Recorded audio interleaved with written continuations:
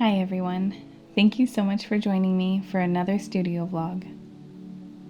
For anyone who is new to this channel, my name is Diana and I'm an artist and stay-at-home mom who loves to try to incorporate slow living activities like baking, sourdough bread making, gardening, knitting, and spinning yarn into my days.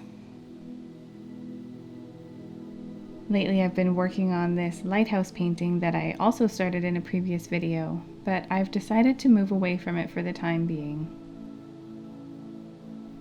I loved the lightness and looseness that I got in the sketch, but couldn't seem to capture that in the final painting, so I decided not to finish it and to possibly come back to it another time.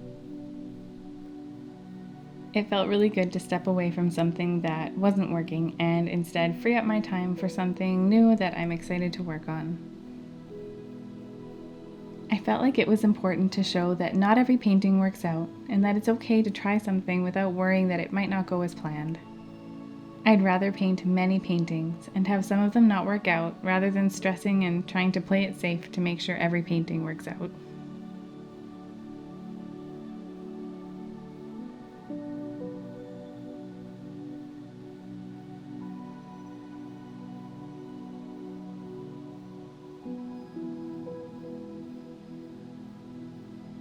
Today I'm going to be working on one of the swan paintings that I'm doing as part of a mini series that I started in a previous video. I'm very excited to get to work on another swan painting and to get to keep picking away at this mini series. This painting in particular is going to be very high contrast with an atmospheric, misty look that I was really looking forward to trying to capture.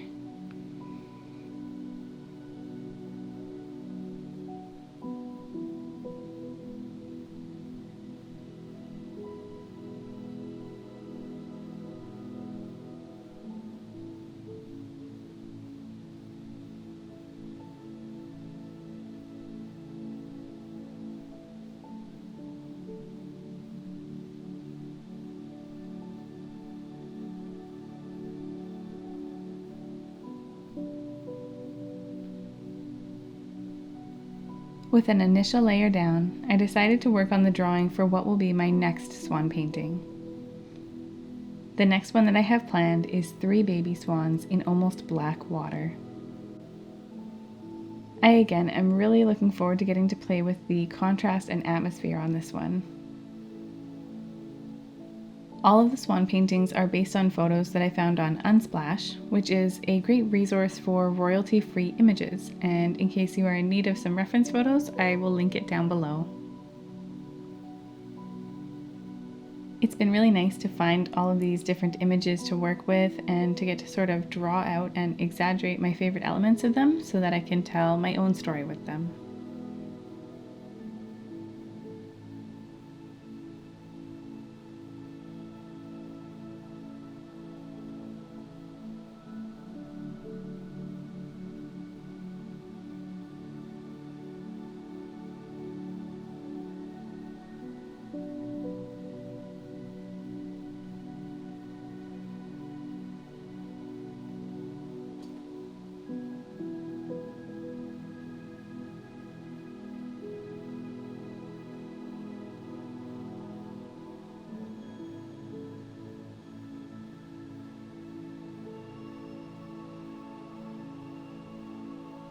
I also wanted to quickly mention the reason for my absence these past 3 months.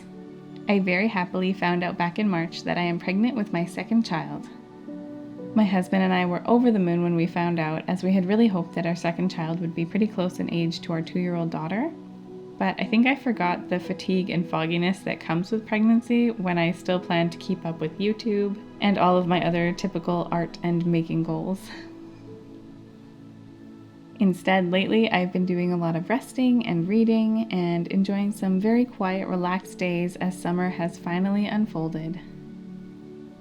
My days lately have pretty much been taken up with taking my daughter to the park and playing outside until the heat sets in the afternoon, and then she and I just relax and play with toys and train sets through the rest of the day. It has been a much slower pace than I'm used to, but it has also been nice to be forced to slow down and just enjoy these little moments.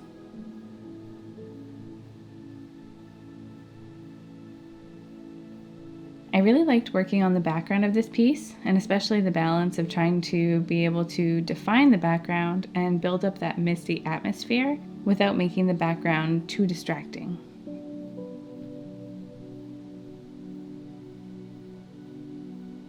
Slowly and somewhat sporadically, I'm starting to get my energy back, and I'm starting to want to do things again.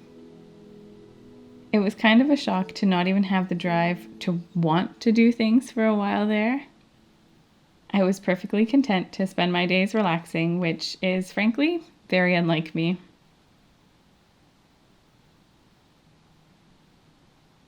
I'm just over halfway through my pregnancy now, and I'm starting to get excited about putting together a big girl room for my daughter and to get back into making sourdough and spinning yarn for me to knit with in the fall.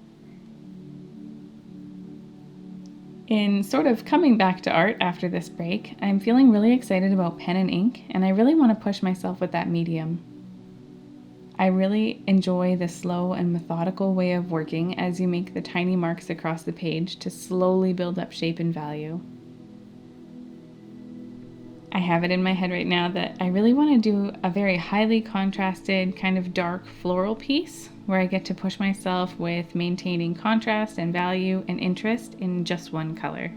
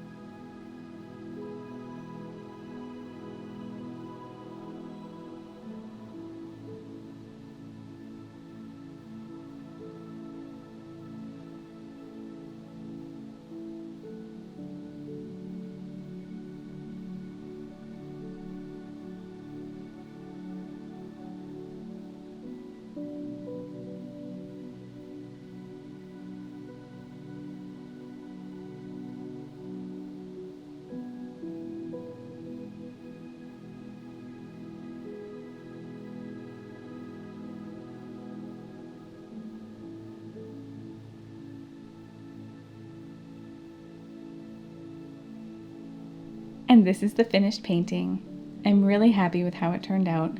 The colors and overall feel are really what I was looking for, and my husband says it's one of his favorite pieces that I've done. It was a delight to work on, and I look forward to working on the rest of this little series. Thank you so much for joining me for this process. I hope you are having a wonderful summer so far. I will see you in the next video.